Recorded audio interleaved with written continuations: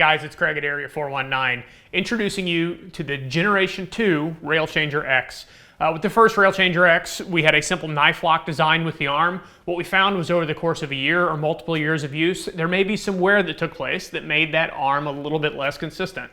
So with Generation 2, we're adding a locking feature to the arm that makes it quick, easy, and more reliable over use when you are engaging or disengaging that arm.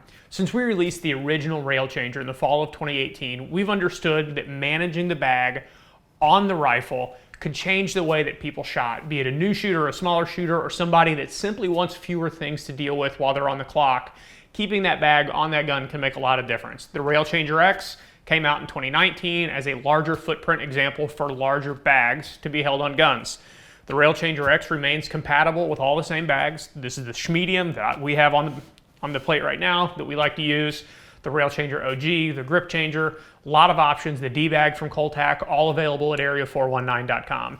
With the Generation 2, the pricing staying exactly the same at $100 for just the RailChanger X, $170 for the RailChanger X with a clamp, or if you're somebody that has a RailChanger X Generation 1 and you simply want to upgrade, the arm is reverse compatible onto your unit and can be had for just $40 at area419.com.